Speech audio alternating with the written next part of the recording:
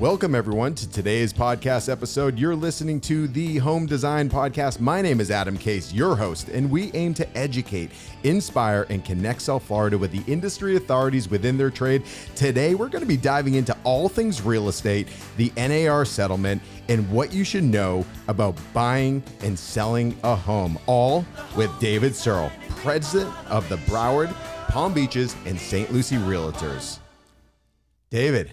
Hey, what's going on? Not much. How are you? All right. I know that I'm going to be held to some type of level because you have a podcast of yourself. So hopefully I started this off right. But, you know, I always like leading into these conversations, and it is a conversation. We want to know the real man behind who David Serle is. But to lead off, who is David Serle? When you find out, just let me know. All right. I've been... it's amazing, right? So, I grew up in the real estate business. My father and mother were both in the real estate business. My mom was a realtor for 30 some odd years. My father managed and was an area vice president for Coldwell Banker. So I grew up in the business. Got into the title company very early on in 1997, and then worked my way through as an agent and ultimately broker owner, and then got volunteered, into the Broward, Palm Beach, and St. Lucie Realtors Association. When you say volunteer, was it forceful at all, or you went into it willingly? Well, it's interesting, right? So, the misconception of a realtors association is the people that volunteer, don't really make any money, right? They don't have any business, they don't do anything or whatever. And that's what I thought for years. Right. And so honestly, I didn't really get involved until later in my career. And I started in Leadership Academy in 2017 with the local association. And so then you become voluntold, right? Right. But I went in with eyes open and said, hey, I want to learn more about the intricacies of the real estate association, what they do for the members, what are they doing? Why do we need them? Right. And I certainly got a really good grasp of what we do for our members. And I wanted to be part of it. I wanted to make a difference. I wanted a seat at the table. And I certainly got the seat at the table for some challenges and obstacles coming our way, I'm sure we'll talk about. No, without a doubt. And, for everyone that's listening that doesn't know RWorld, it's the Broward, Palm Beaches, and St. Lucie Realtors. But how do you define RWorld? How do you define the association itself?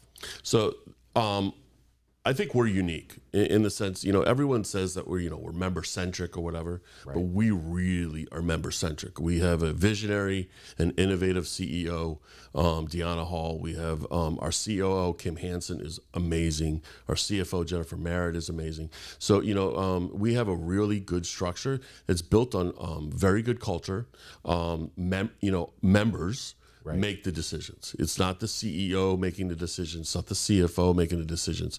It's they're guiding us. They're giving us background information, debriefing us. But we are the ones. The volunteer leaders are the ones making the decision, and that's why I had to be part of this because It's just people don't realize how important a local real estate association is, and especially going forward through all our challenges and obstacles coming our way. Absolutely. And that's the thing, because a lot of people, associations for all industries, they're there for a reason. And we have an incredible partnership. Obviously with the home shows and everything, you guys are a fixture in it. And just the information, the value of what you guys, not only for the membership, but also just for the general public, for homeowners out there, what are the different, and I always see the different marketing efforts that they're putting forth. You guys had an incredible consumer-driven campaign that was on television, social media, everywhere. But from the association's perspective, what are your efforts going towards that general public? What are you trying to I guess, educate people or bring awareness to? There's a lot of misinformation out there, and I think it's grasping what consumers want and protecting our consumers, and that's ultimately what we've always tried to do. So, we give them the right information, like the market reports. Those are facts. Right. It's no conjecture or subjection. It's all facts, right? So we want to go ahead and protect that consumer. We have the Realtor Party, which is the political arm of the NAR's force, and so when you do that, you're protecting private property owner rights. And we're going up to Tallahassee and DC. Actually, we're going to DC in May. And so when you go to DC, you're meeting with the senators and the House of Representatives in their office in the Capitol, right on the Hill. Right. And you're talking about bipartisan issues, right? You're talking about clean water, affordable housing, lower property insurance. I mean, none of this is a partisan issue. It's all bipartisan, and we actually call ourselves nonpartisan because we really are 50-50 when we endorse people. So no, it's amazing. And, for all of the different levels, I mean, we have a lot of different types of people that listen, whether it's people in the trade, they could be designers, architects, builders, realtors, but obviously homeowners, people who are looking to buy homes. And to answer the question, because now I feel like it's created such a higher level of awareness for the why and the what. But to define a realtor, what is a realtor? Well, a realtor is a professional agent that is going to help and assist you, not just on buying and selling homes. And that might be, people equate what a realtor is to, hey, we're going to facilitate buying and selling, which we absolutely do. And, right. and we navigate a lot of the obstacles in a contract or in the transaction, and that's amazing. But it doesn't start and end at a transaction. It starts at the very beginning before they're starting to plan on, what their needs are. Maybe it's an investment need, maybe it's a primary residence or a second home, right? And we start to guide them. And it's not us making the decisions. Realtors don't make the decisions for the consumers. They give them the information so that they can make a intelligent decision. But it doesn't end at closing either. Right. Because the realtor is a resource all the way through. Whether you're looking at vetted vendors and landscapers and pool people and all kinds of things, or you're looking at CPAs and attorneys and to help with your probate wills and trusts, that kind of stuff. So we actually are lifelong realtors, are lifelong resources to a consumer. Absolutely, and the thing is, it's like a professional. I love that because there is a professional for every industry. Some are better than others also, but professionals know their markets. They know what goes into the process. They know what to look for, so those are all of the things that, a homeowner, they buy a house once in a lifetime, twice, generally speaking, or never. Like that's the American dream, so what are those fine details or the things that, a realtor really is paying attention to? Obviously they're looking at the whole picture, but, we're going to be getting into it as far as percentages and all of that, but the value of it, talking about those details, what are some of those details that, someone who's doing it for the first time or second time or even fifth time might not be paying attention to? The story, it really is, a local real estate professional, a realtor has to abide by a code of ethics. So it's a certain level of ethics that you have to abide by in order to be a realtor. There's education that's continued, right? So as a homeowner, and when you're looking to, especially like first-time home buyers, or even, like you said, fifth-time home buyers, it doesn't matter. What you're looking for is someone who has local knowledge, someone who's going to tell you that, did you know that the turnpike is widening on that road and it might be a little noisy? Is that going to be okay for you? Because some people are very sensitive to noise and some people are not. Right. But they need to have that information in order to make that intelligent decision, right? Same thing, there's a water tower being, so all those different things that, you're not going to see in local, or social media or in any of these, online kind of portals and stuff. You're actually going to see, when you meet with your realtor, they're going to look at you. They're going to say, hey, what is your criteria? What do you want? What do you need? How can we, achieve those results? And then we come up with a plan. So it's not, it's a consultant coming up with a big plan that is going to achieve you the results that you want. Yeah. And to your point, a lot of realtors, they focus in communities as well. So they're ingrained, they're a part of it. They know what's happening. They know, everything from the school systems to what's being built. I mean, personally, I live in Parkland. I mean, there's a lot of projects out there. I mean, talk about the whole Heron Bay project and Locks. I mean, I'm near Loxahatchee. That shut down for 3. I mean, there's a lot of variables that goes into every single community. But it's just finding that perfect place for whoever you're working with, and what their needs are. Whether we're talking investment or living for them, or their first time home. And then, obviously they'll graduate into or up, increase what they might need down the road, So, talking about that, I mean, realtors are the defining moment in people's lives, as far as they help guide them to what's going to ultimately make them happy. But here in South Florida, we've been seeing a lot, in COVID changed the world. Talking about pre-COVID, during COVID, post-COVID, these trends have changed. What are you seeing today as far as like market trends, what people are looking for? Yeah, so definitely mindset over COVID certainly changed, right? We went to, the lifestyle is much more important. It was always important, but the lifestyle is, center stage right now. So whatever you think your lifestyle is, whether it could be downtown or where you can walk to things and stuff like that, right. Or you want a single family home because you want to spread out, right? And so when we're looking at the trends, we're seeing inventory increase up, a little bit. We have in Palm Beach County, I think we're at 4.4 months of inventory for a single family home market.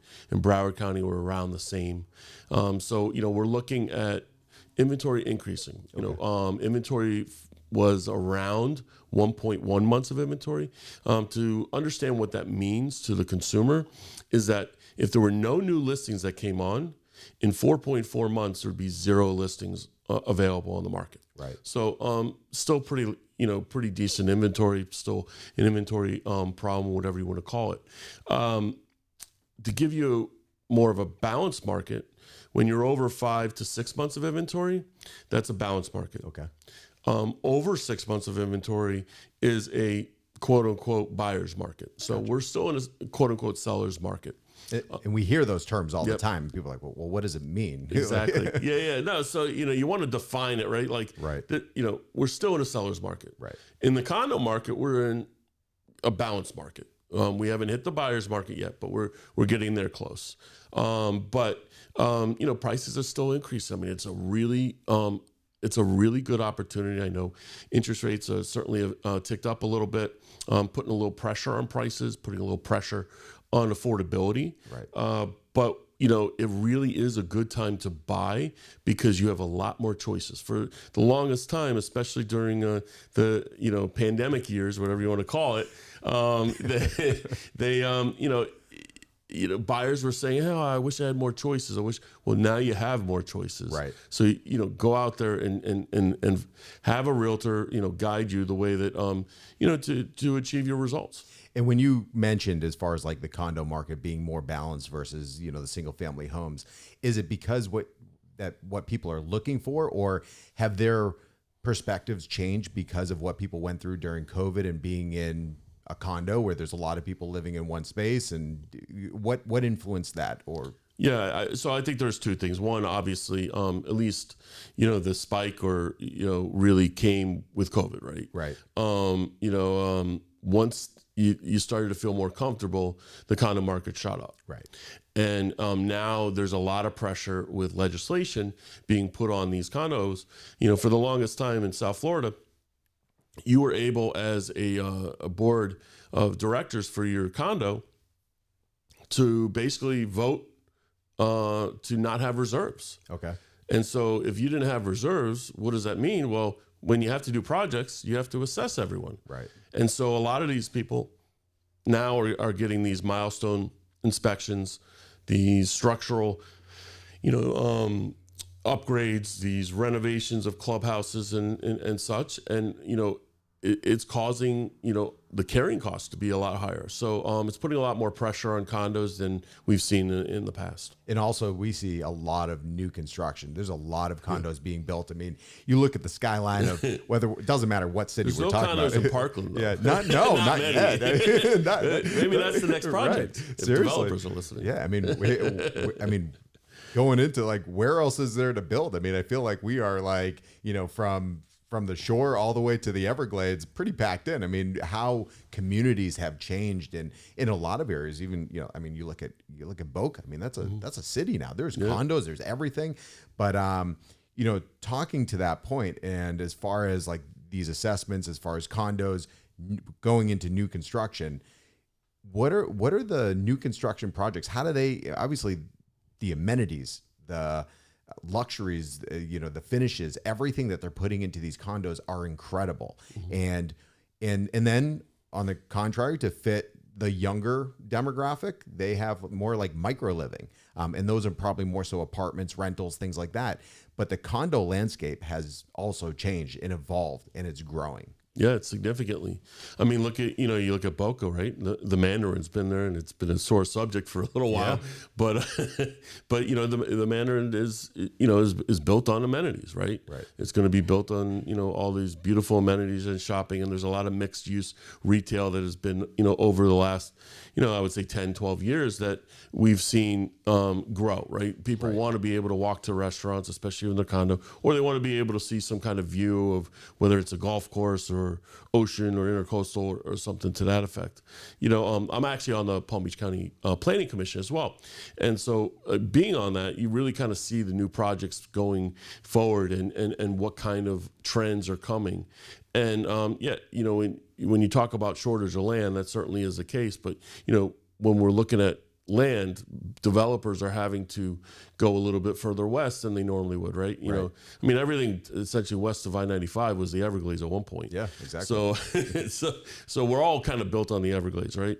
But it's interesting to see, how the trends and mindsets go, come in the next few years. See what turns, what stays, and what goes away. And talking about trends, what do you foresee? I mean, what do you see as far as the trends for what, not even just talking about condos, but from development and the real estate perspective?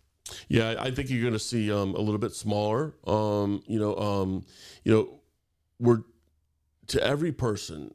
We're talking about affordability, right? We're talking about how can we make things a little bit more affordable, to a certain degree, there is affordability crisis, and we need to continue to work towards ideas and things of that nature, and we may touch on the Live Local Act and Hometown Heroes that help with down payment assistance, but you could get involved with your municipalities, with the ship and sale programs that are offered through your certain municipality. So, I mean, there's a lot of that, right? So the trends really are going to be similarly what they're doing now. And it's going to be smaller units, smaller single family homes, smaller lots. Right. And it's going to be more of that micro living like you discussed, because people are going to want something to be more affordable, and you got to understand that developers are not going to develop land that they can't make money on. Right, exactly. And so they're not going to give you a 4,000 square foot house, a one story, and on an acre and sell it for affordable price. Right. So we understand that, and I think you're going to see a lot more lifestyle. You're going to see a lot more dog parks, because dogs seem to be everywhere now. Yeah. Closer to retail and restaurants as well. Yeah, because in all of these communities, more and more you see those city center type locations where, it's not just stores, it's restaurants, it's coffee shops, it's, more of the trending type of retail and giving people things to do. And it's for people of all ages. I mean, it doesn't matter if we're talking about dog parks or playgrounds or, bars, restaurants, whatever, Pilates studios, whatever it is, it's work, live, play, People don't realize that, a lot of these things that are coming on, like if you look at Boca, for instance, like that downtown area was mapped out 30 years ago. Right. It was part of their comp plan that basically just said, hey, this is what we want to do and this is how we're going to do it. And it's really come, obviously to fruition, whether you like it or not, it doesn't matter. It's thriving, right? Absolutely. Brought in a lot younger people, younger demographics. 30 years ago, Boca Raton, they're talking about snowbirds. Yeah, exactly. Right. Exactly. So, but no, it's incredible. Yeah. Listen, I think that, as we go through the coming years, I think we're going to see a lot more of closer to action, closer to activity, having walking and trails and bike trails and things that are open to more of the fitness and active end, and then also have the amenities so that you can go out and feel good. And I mean, you see a lot of the listen, I think Royal Palm Place is amazing. Right. Like when you walk in there, you have music playing, right? Like just a little simple things, like when you're looking at music and landscaping and stuff, things like that. So it's pretty cool. No, it's incredible. So you work with a lot of people they might be moving here. They might be, increasing the size of their square footage that they want. They might be downsizing, whatever the situation is. Is there something common that when somebody, like the first thing on everybody's list or, top few things, what does that look like? Like, what are people actually looking for, talking about the people that you work with day in, day out? It changes, right, depending on their situations. Right. But I would say the overall, if you look at the Northeast, Northeast is looking for, originally they're looking for land. Right. In most cases, they're not typically coming here to move into condos unless they're doing second homes, not typically primary residence. So when they're coming and relocating here, they're looking for land, and then they realize, well, I had an acre and a half up there. I can't, an acre and a half there is not going to, I'm not going to be able to afford it. Right. No, absolutely. And also, because all types of people are moving here to live here, right. And that's the biggest thing. And, when you look at the new construction, obviously it kind of starts dictating what people are looking for, and they're all open concept. People don't want walls. They want, communal type of, areas where everything blends together. Yeah. Formal living room's pretty much gone, right? It's a great room. It's, it's a hangout room, whatever you want to call it. Bonus rooms are in, flex rooms where you can make it a game room, playroom, office / guest room kind of thing. People don't want wasted space. They don't like hallways anymore. So those are the things. They like high ceilings. Yep. So you're looking at a lot of that, those trends, and that when they're coming in here and they're going through a lot of these models, through all these projects, they're like, I cannot believe this. This is beautiful, right? And they do a good job. No, it's amazing. And, when people are looking, I'm sure you get people, they come to you and they're like, oh, I was on Zillow, or there's a lot of consumer-based technologies that really makes the market available, which really wasn't available like that years ago. Does that complicate the process, or does it make it better because they have more of an idea of what they're looking for or what they can afford based on what they think they want? Well, I think it simplifies the process. Absolutely. Yeah. It's funny, right? You don't need a realtor to find a property anymore, right? You don't need a realtor to find a property. What you need a realtor is for the 150 other things that you really do need a realtor for, right? And so finding a property and being able to be knowledgeable about the market and understanding the market, I think is good for consumers. I think consumers should have an opportunity to see the properties, to look at the videos. But when they're ready, they're saying, hey, I want something close to the beach. And you tell them that it's, that one's 12 miles away. Is that close to the beach for you? Or some people, think 12 miles is close. Right. So it just depends on what their needs are. But you need the realtor to guide to the extra step, right? And then you also obviously need the value of the realtors really starts at that transaction, but doesn't end at it. No, actually that's where it starts. Yeah. In all honesty, like in the sense that, finding what you want and going through the steps. And also a realtor is, like you said before, it's someone for life. Like it's basically like their associate in the sense of like everything they need home related. People feel comfortable probably, picking up the phone, sending you a message saying, hey, I'm looking for this. Like you're the expert in this market. What do you recommend? And also when, for us, people come to our shows because they're looking to, expand their livable square footage or improve their home living or making these big investments. And it's always good to have that realtor's perspective as far as, okay, like, it's worth it to put your money here. You'll get it back, because at the end of the day, whether people want to look at it or not, real estate is business. Mm-hmm. People get attached to it and they sometimes overspend. But at the end of the day, you do need to keep in mind the business component because there probably will be a time to move on from that property. Yeah, I mean, everyone sells, and everyone, Yeah. I mean, at some point you're going to sell the property, whether it's you or your heirs. So, No, exactly. To me, I really think that, the value of that realtor is really just guiding you and giving you the information that maybe you didn't know you needed. Absolutely, without a doubt. And something that we hear, we briefly touched on before, as far as the rates. Everybody's so caught up on the rates. There's some great phrases out there. Marry the property, date the rate. I mean, the rates are variables. I hear that one more time. Right? I know, exactly.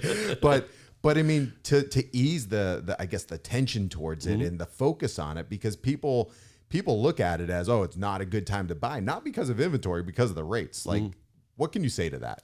Well, I mean, if you look at the last 30 years of interest rates, right, and you actually have an average interest rate, we're actually lower than the average interest rate in the last 30 years. So, when you look at it, is the interest rate higher than it was? Absolutely. It's higher than it was. Are carrying costs higher? Yes, they are. However, you're getting an opportunity for more choices. You're getting an opportunity for better lifestyle with all the amenities that are being delivered to you. So, I mean, there's a lot more value that you have today than you did even 30 years ago, 20 years, 10 years ago. And so the value of life is important. And so when you're looking at your biggest investment in your life, you could sit there and wait and wait and wait and wait, but you and I are never going to be able to time the market, right? I mean, we may get closer and you may use the information, but I could tell you, I have so many stories of buyers waiting, and then saying, oh, shoot, and then buying at the top of the market, right? And I don't believe today is the top of the market. Right. No, absolutely. And to your point, rates can always be refinanced and things like that. But when going into discovering properties, when going into, RWorld and what they offer, technology is a big part of it. And talking about the industry side of the technology, I want to touch on that because there's a lot of great technology features that you guys have access to. Yeah, absolutely. I mean, we're constantly looking at, quality over quantity. So the vendors and the things that we bring into the multiple listing service, the MLS, which is our basis, that's our basis, our foundation of technology. When we bring in products, we vet them through many committees and task forces, and we demo them, and then we say, okay, does this make sense for our nearly 42,000 members? Yes, it does. No, it doesn't. Right. And so when we bring them, it's already been mapped out. I think the Florida Realtors actually had a really, they subscribed to Forewarn. That was a really good product that was based on safety. So you could see who you're actually meeting for the first time. I think that one was a really good product. Right. We have tons of products, including Flex and Matrix, which is our MLS platforms. We have lots of stats tools, with SunStats. We also have RWorld education and video series. And then obviously we have RWorld Talks, the podcast that we do, and bring in industry leaders like yourself and other people that are coming in. So, we're trying to give the most amount of value to our members by hitting them or getting them where they want to receive information. Right. Similar to like Amazon, right? Why is Amazon successful? It's because they know what you need before you know that you need it. It's incredible how it follows you around as far as just putting in what they think you need. But it's true, because I mean, going off that the professional perspective and all of the tools that realtors have, homeowners they have no idea, and for even professionals, a lot of them might not know the full capability and really identifying with the fact of how all of these different forms of technology will help them guide their clients and really, their profession themselves, as far as what they're looking to accomplish personally. Sure. Realtors have, they make it look easy, right? When you go on $1 Million Listing, or you watch Selling Sunset, or all these different things, right? It's like you make it look easy, right? And then you see on social media feeds that, they sold it in 1 day or in 2 days for the highest price, and And real estate's a complicated process. Right. that sale might have happened 2 years ago, right? Like literally, like that's when the process started.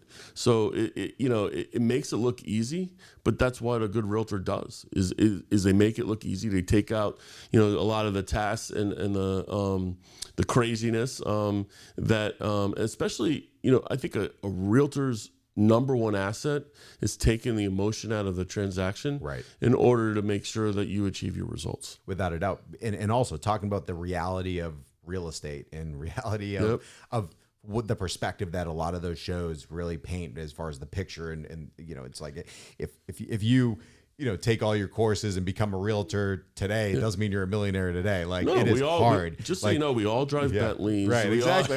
We all live on the ocean. You have private jets. It's amazing, right? And that's the thing. And people don't know until they're in it. And the reality is there are a lot of licensed realtors that probably most are not practicing realtors. People always think, oh, my friend's a realtor, like he'll get me a good deal or she'll get me a good deal. But no, don't be focused on your friend giving you, and we'll talk about percentages soon, but hey, I'll knock off a percent or help you out here or there. A realtor's value, like they are worth whatever you're paying them. And don't just go to your friend because they have their license. Go to somebody that does it every day, that knows the industry, knows how to negotiate, knows how to navigate all these waters. And I want to touch on that because you hear a lot of people kind of falling into that, and then probably friendships, being ruined. But how many realtors would you say, licensed realtors, are actually practicing professional realtors? So I have a different take on this because when you don't do a transaction, that doesn't mean that you're not involved in the community or in your civics or, right. So you're really, there's value there. There's value in, continuing to, be professional and understand the market. And you may not be doing as many transactions, right? So yeah, I mean, if you look at the percentage, I think the stat was 52% of all NAR realtors don't do a single transaction a year. But they still have value because the value is they're fighting for private property rights. They're in their communities volunteering. They're on the condo boards. They're on, a lot of these different things, and they're helping, everyone else. Right. They're referring landscapers and pool people and all these different things. So, I think sometimes we get too involved with whether someone does a transaction or not. Listen, yes. Do you want someone who has industry knowledge? Absolutely, 100%. But you also want to make sure that person aligns with your beliefs and such as well. So, going forward, you want to be able to tell the story of homes and communities and whatnot.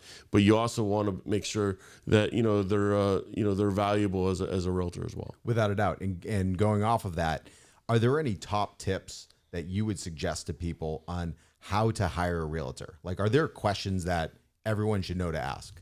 Yeah. So, I mean, first of all, what I would say is before, when you're looking at hiring a realtor, figure out what's important to you in a realtor. What do you want out of a realtor? Do you want, strong negotiation skills? Like, because to what people, make the assumption that, a seller always wants the highest price in the shortest amount of time, but that's not always true. Right. They make the assumption that buyers want the least amount, with their terms.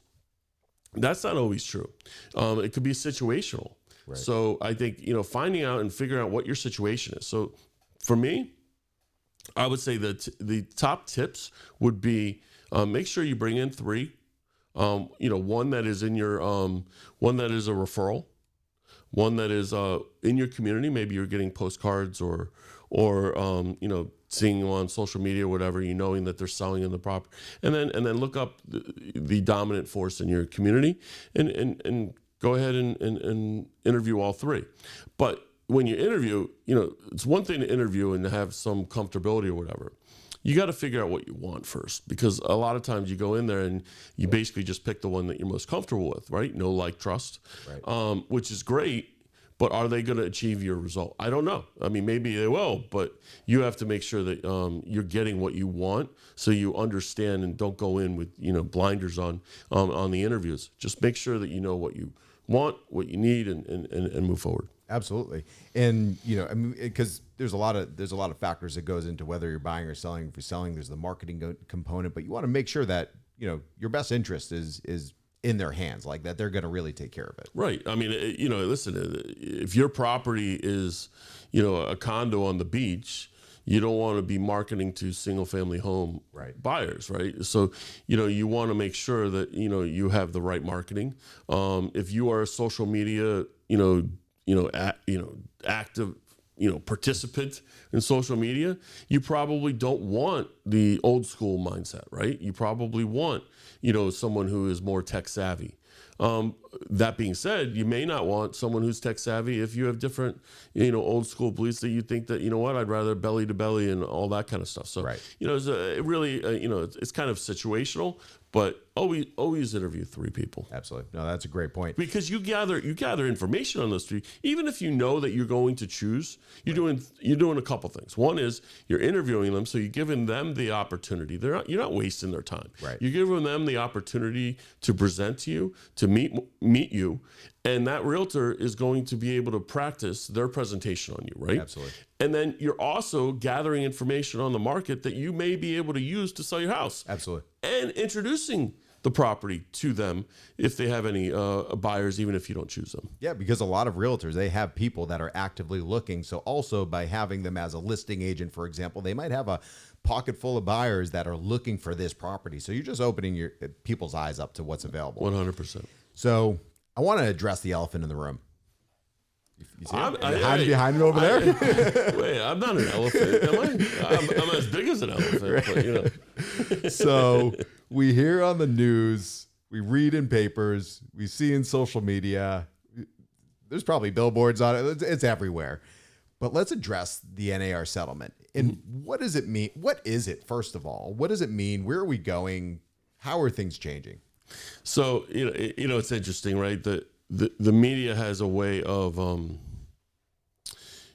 pushing in whatever agenda or whatever you want to call it, right? They want more eyes on things, right? That's their objective, right? And I don't fault their objective. The problem is they're lying to the public, right? And so there's a lot of mistruths and a lot of misinformation. Despite, and let's clear the air, despite what anyone says, there is not, nor has there been a standard commission of 6%. There hasn't been since the 1950s, I think, is when they did that, right? Away with that. So there's not a standard commission. We don't do standard commission, right? We constantly negotiate our commissions all up and down, like from the very beginning to the end. I mean, how many times, for those listening, have you done a real estate transaction, and even if you were paying whatever percentage you were paying, the realtor, kicks in money for the inspection, right? Or kicks in money for the washer that broke during the walkthrough, or kicks in money because you're a little short on your down payment, whatever it might be. Realtors have always been able to negotiate commissions with consumers, right? So that being said, it is negotiable. The settlement was a to give you just the facts, right? $418 million over 4 years is what NAR is going to be paying. They're also going to you're allowed to offer compensation as a seller. You're just not allowed to offer it and display it on the MLS, which most. Right now, we have an offer of compensation, which is basically optional because you can put $0 all the way to whatever you want. Okay. However, the display of compensation field will be going off sometime in probably mid to end of July, and then a buyer written agreement will be required for anyone that wants to be represented in a transaction and be able to be shown, prior to touring the homes. So those are really the main things out of it. There's a few other things, but basically those are the main things that we talk about. What's going to change? Well, I think, transparency, we've always tried to be transparent. I think you're going to get a little bit more transparency in the sense that, buyers are going to know exactly what a realtor is being paid. Okay. So there's a chance that a buyer will have to pay in order to be represented, but there's also a chance that the seller will continue to pay or offer compensation. If they offer compensation, great. If they don't, that's fine too. We're going to be able to show homes as we normally did. It's just that the prospective buyers and prospective sellers are all going to be represented. Right. Or I shouldn't say that. They're all going to be under a written agreement if they want to be represented. Gotcha. So going into it, there's going to be an actual more of a. I mean, there's always an agreement, but it's going to be more direct in your face, I guess, in the sense of what that looks like. Absolutely. So when we talk about professional, right? We're going to have a buyer's consultation. Right. It's going to go over everything. It's going to go over the buyer. If they're using a buyer brokerage agreement or using some other written agreement, they're going to be talking to them saying, hey, this is the reasons why you want to sign this written agreement. And what it does is for buyers, it allows people, realtors, to find anything. Right. Off-market properties for sale by owners, expires that expired 2 years ago, whatever it is.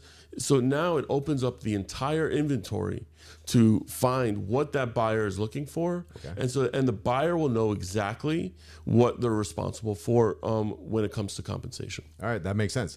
Is there something that people should know? Because this is something that buyers or sellers have always kind of assumed, even though it hasn't been. Mm-hmm. Is there something that they should know as far as if they know someone is really being fair, or if they're asking for too much, or if they're not asking for enough? Is there anything?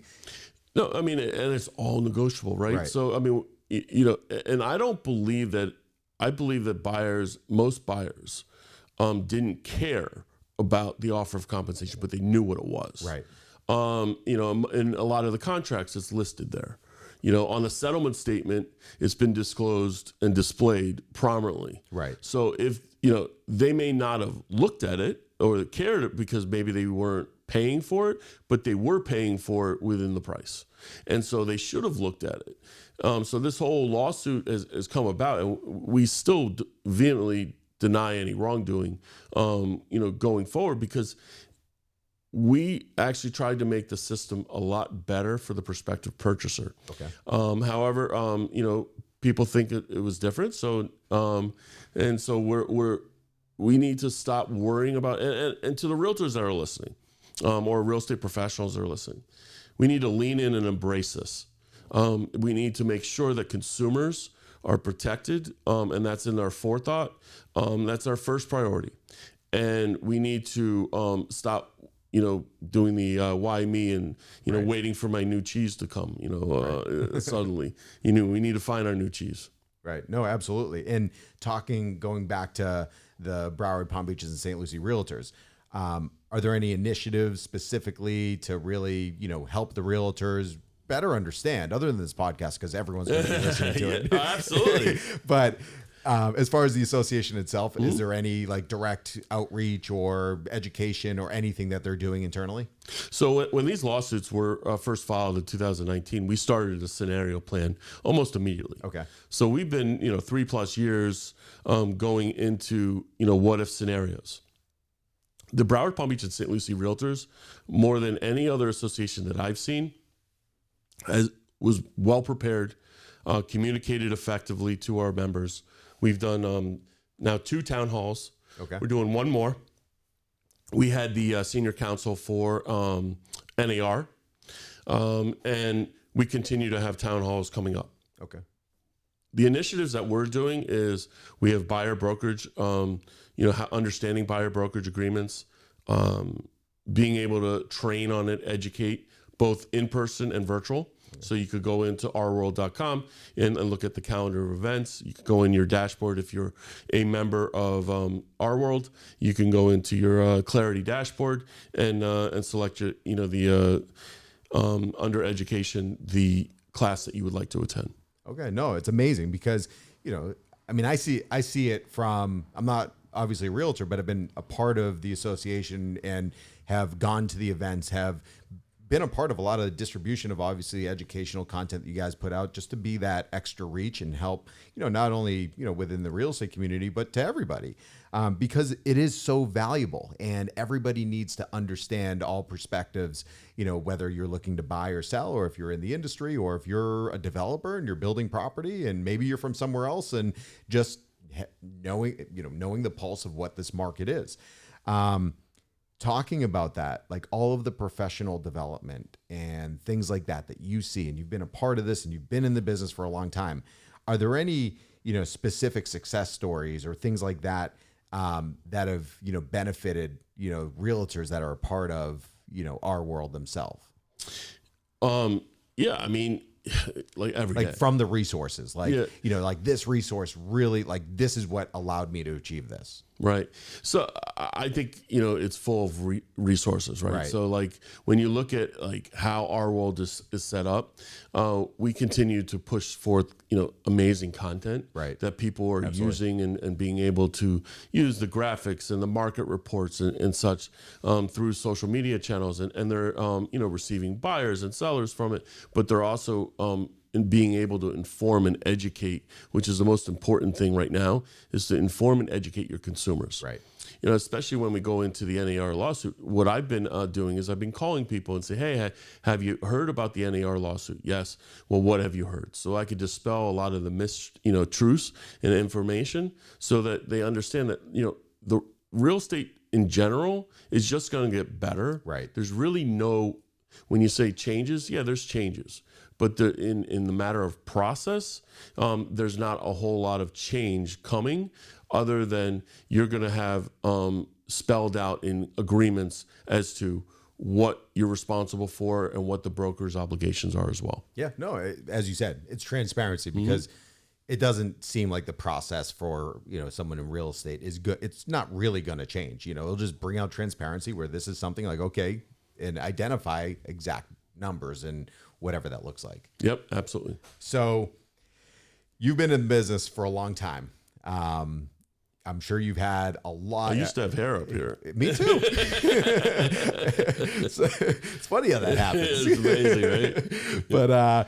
But when looking at all of the different, deals that you've worked on and experiences that you've gone through, is there anything that stands out in your career that is either just your favorite deal or most complicated, or just run us through something that stands out in what you've accomplished or overcome that identifies, what's allowed you to get to where you are today?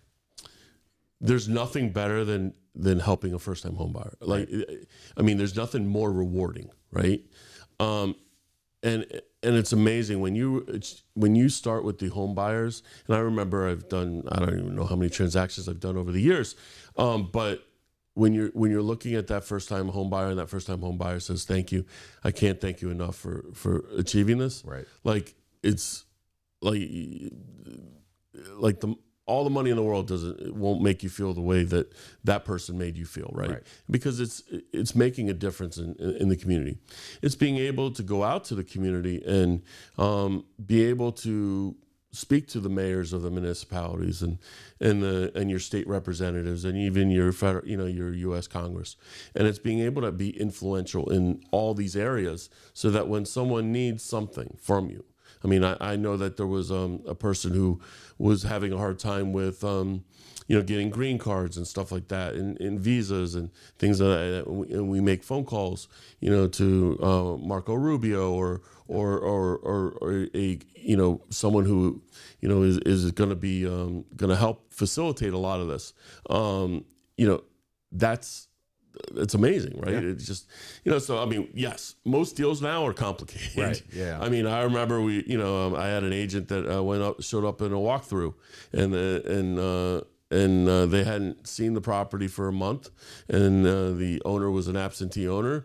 And apparently there was literally like 3 to 6 inches of poop everywhere. Like, oh my God. like everywhere. Like it was like sewage, essentially backed up into their apartment. Wow. And so, they like, what do you do? Like literally on the day of What do closing, you do? right? So, they had to wait 3-4 months. They got a brand new, basically, apartment and such. But, it's like, I don't know if I'm allowed to curse on this, but Go ahead. It's all right. like, when the shit hits the fan, it's literally when right. shit hits the fan. Yeah. No, and I love hearing that because it just, you've spoken about it and you've expressed it throughout this entire podcast that realtors are really like a personalized, like you're a champion for the individual. Like you're looking out for them in all components to help them achieve the American dream, like owning a house,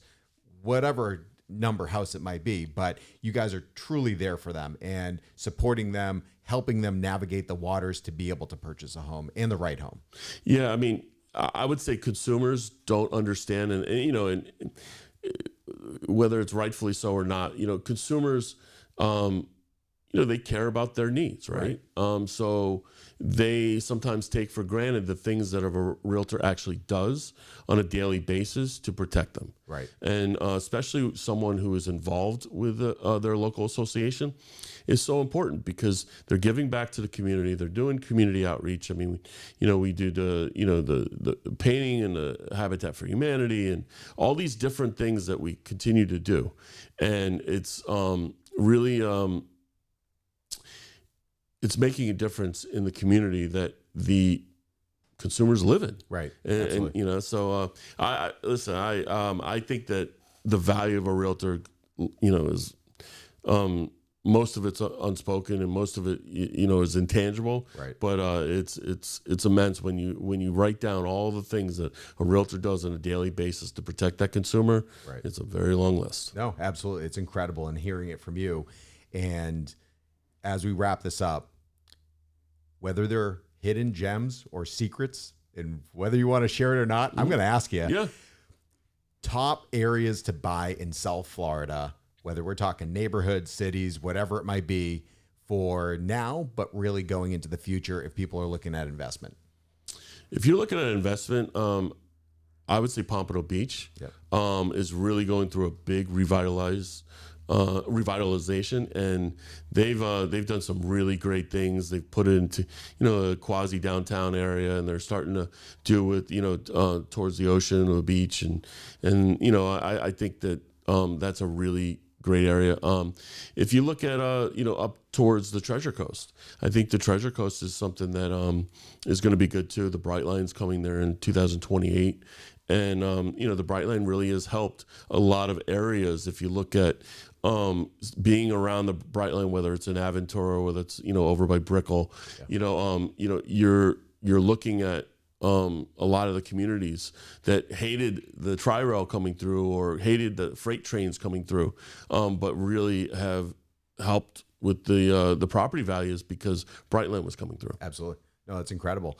And your favorite part of being a real estate broker and a part of RWorld, like is what's your favorite?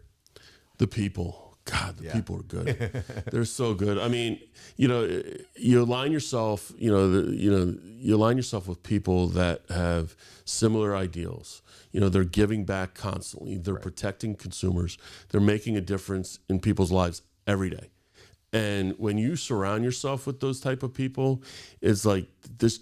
I mean, this is not a job. It's not even a career. It's something that I get to do, that I'm fortunate enough to be in this business and be around the most amazing people at RWorld. That's awesome. That's amazing. We covered a lot. Is there anything that you want to leave us with? Anything that you want to touch on before we wrap this up?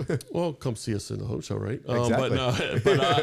We have a consumer campaign. If you haven't seen it, onlyarealtor.com. And, we have 3 commercials on there. And they really detail some of the things that we do as a realtor and how we're making a difference in everyone's life. Just make sure that when you go out and you're looking for a home or you're looking for real estate, even if you're just in the very beginning stages, definitely reach out to a realtor, start interviewing them early on in the process so that they can guide you effectively. Absolutely. No, it's incredible. And if somebody wants to reach you personally and reach your team? Well, How do we do that? Not personally. I'm speaking on behalf as the president of the Broward, Palm Beach, and St. Lucie Realtors. And yes, you can always, reach out to RWorld, RWorld.com. Awesome. There's a contact there. And, although I'd love to pitch me, I'm not. I'm here on behalf of the president. Awesome. Well, I can't thank you enough for being here. I mean, as far as the insight, the information, what people need to know. I love today. It was awesome. It was great. It was so good. And, you have a really good voice. It's like I appreciate it. Well, I mean, we do a lot of different things. The podcast is newer, but we just love talking to the industry's best and really bringing out the authorities in the trade of all different components. And that's what makes it so important because at the end of the day, like, for those of the people that are listening or, that have or have not attended a home show before, like, that is what it's all about. And having you guys a part of it and giving the information, and you guys always have a booth display within the show. And then the hundreds of exhibitors that we have. I mean, if somebody is thinking about remodeling, if they own a home, whether they're looking for now or the future, there's so much information, and talking to experts is number one, and getting that information. Yeah, stop by our booth, and Absolutely. We'll give you ideas. We'll also give you kind of percentages of what you can expect to get back and whatnot, and we'll even have some recommendations for you. So we look forward to. There's going to be some new different things that we're going to be doing with the home show. Panels and such, and so we're looking forward to it. And it's been a great partnership, and this podcast has been great. So. I'm not used to sitting in this seat, right? I know. Reversing the role. But and all for everyone listening, also, we're working on a developer showcase. That's it's nice. a big thing that we're going to be tying in the development community and showing these projects to the people who are ultimately buying and working on them. So that's awesome. So a lot to come, but thank you, everybody, for listening to today's podcast. We are Florida's premier destination for everything home design, home improvement. Visit the home designer remodeling shows in Palm Beach, Fort Lauderdale, and Miami. You can always go to our website at homeshows.com. Follow us, subscribe to us. You can find us anywhere at FL Home Shows. But until the next time, stay tuned for the next episode.